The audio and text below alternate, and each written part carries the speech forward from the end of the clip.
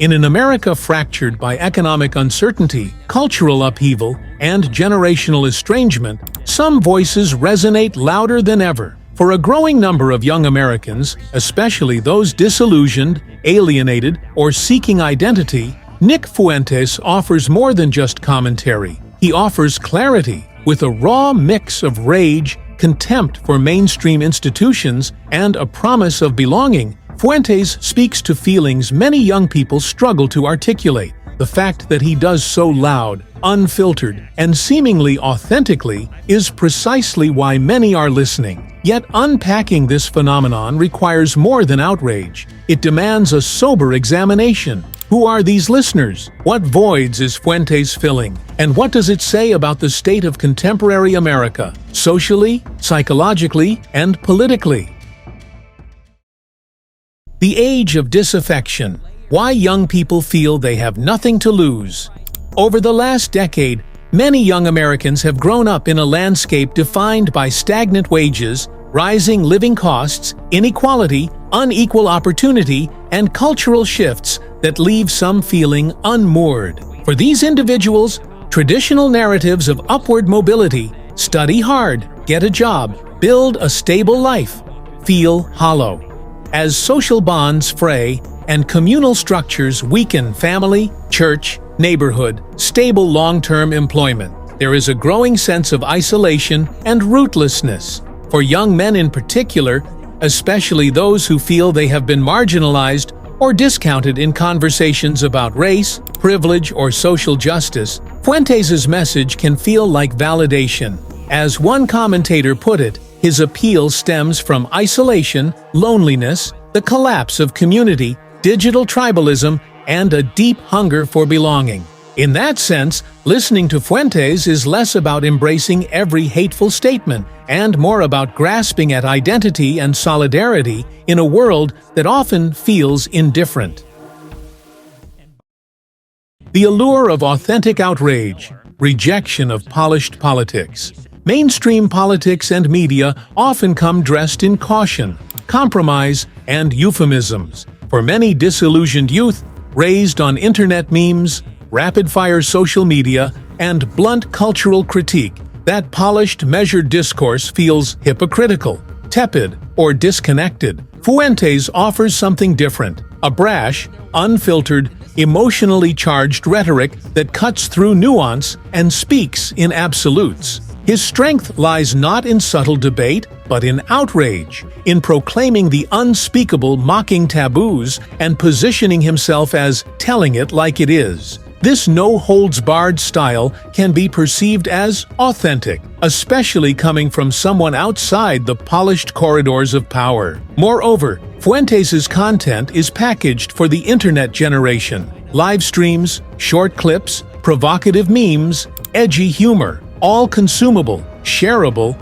and built for virality. As a result, he doesn't just broadcast ideas, he manufactures a digital cultural experience that feels immediate and real. For young listeners saturated in online media, that registers as more genuine than conventional punditry, a signal that here is someone raw, not scripted.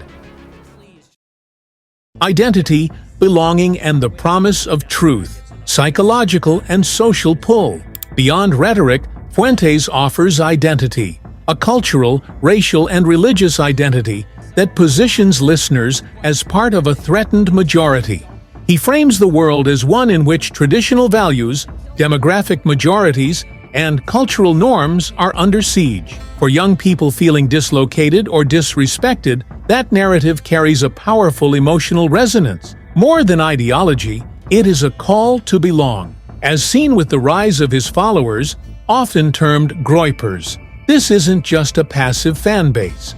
It is a community, a digital tribe bound by shared grievance, humor, memes, and a sense of common cause. For many, this fills a void.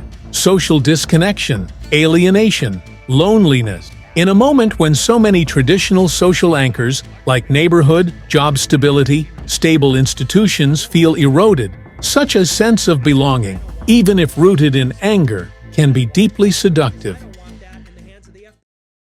Reaction against mainstream conservatism. A new right for a new generation. The rise of Fuentes among youth also signals a deeper shift within the American right, a generational cleavage over what conservatism means. On one side, there remain establishment conservatives who emphasize free markets, moderation, traditional Republican institutions, and measured foreign policy. On the other, a younger generation, tribal, disillusioned, digitally native, increasingly rejects those frameworks as insufficient, compromised, or irrelevant. Fuentes' rise helps crystallize that rejection. He doesn't just criticize liberal politics, he rejects the compromise, globalism, multiculturalism, and the institutional conservatism many older Republicans cling to. He calls for what he brands a reactionary movement, a radical reimagining rather than incremental reform. His moment in mainstream conservative media, especially after his high-profile interview with Tucker Carlson, marks a turning point. The boundaries of acceptable discourse on the right have shifted, giving space for views once considered fringe. For a new generation disenchanted with establishment politics, that radical break, wrapped in nationalist, identity-driven rhetoric, offers a potent alternative. Digital radicalization: how the internet amplifies extremism. A crucial reason behind Fuentes' growing impact is not just what he says, but how he says it and where. The digital ecosystem of streaming platforms, social media, memes, and viral clips is tailor-made for his brand of provocateur politics. Platforms that previously deplatformed or marginalized extremist voices have loosened restrictions or been restructured, allowing previously fringe figures to reclaim visibility. This shift has given Fuentes incredible staying power, enabling him to reach millions regularly through live streams, clips, and shares. Importantly, many listeners are not political activists, but casual consumers, drawn by outrage, humor, or curiosity. Short clips pulled from longer live streams make radical ideas digestible, often without full context. In that way, the internet acts less like a publisher and more like an amplifier, normalizing and disseminating extremist ideas not through formal recruitment, but through culture and entertainment. This dynamic makes social media a fertile ground for radicalization, especially among younger people who already spend much of their social lives online. Spiritual language, traditionalism, and the promise of moral certainty. Another dimension fueling Fuentes' appeal lies in his use of identity-based religion and moral traditionalism. For certain young Americans, especially those drawn to religious conservatism or Christian nationalism, Fuentes frames his ideology as more than politics.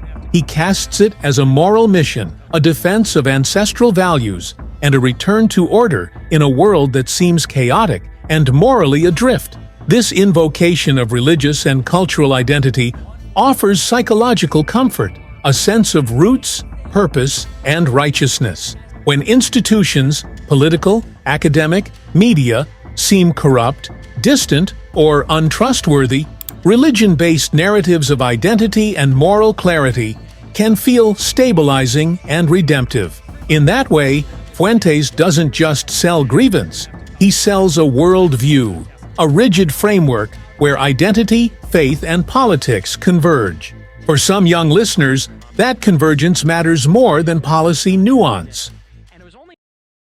The danger and what it reflects about America today, that so many young Americans have gravitated toward Fuentes, and his message should alarm us, but also force reflection. His popularity reveals fractures in American society far deeper than one man's rhetoric. First, a crisis of belonging. Many young people feel disconnected from traditional social institutions, communities, and pathways to stability. Without those anchors, radical ideas, even hateful or violent ones, can feel like coping mechanisms. Second, the failure of mainstream politics, left and right, to adapt to the emotional, psychological needs of younger generations. When the institutions of governance, media, religion, and community fail to address alienation, identity confusion, or economic anxiety, people will seek belonging elsewhere, sometimes in dangerous ideologies. Third, the power of the internet. Online platforms are not passive. They shape how we form identity, community, and ideology.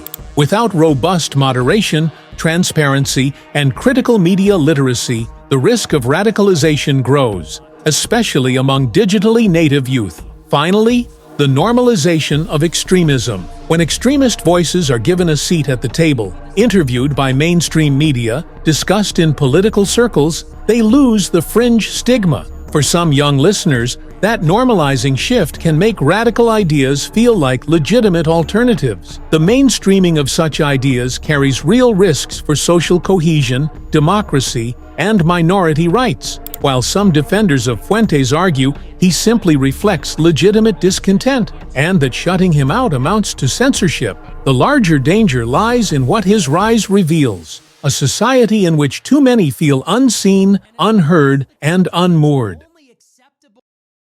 Nick Fuentes' ascendancy is not just the story of one provocateur. It is the symptom of deeper currents: economic precarity, cultural dislocation, institutional failure, and the reshaping of identity in the digital age. His message, angry, provocative, exclusionary, resonates because it speaks to real grievances, even as it channels them in toxic, destructive ways. If America is to avoid the erosion of its pluralistic fabric, the answer cannot simply be to silence voices like Fuentes's. It must be to rebuild belonging, purpose, trust in communities, institutions, and dialogue. It must be to offer young people alternative narratives, ones that grant dignity without hatred, identity without exclusion, hope without scapegoating. At this crossroads, the question facing the country is not merely political, it is moral. Will we allow fear and anger to become the new normal, or will we recommit to a future grounded in empathy, shared humanity, and real opportunity? The stakes are high, because for many young Americans today, those listening to Nick Fuentes, what they seek is not just a political voice, but a place to belong. And if no healthier place is offered, they, and perhaps the broader society, may find themselves lost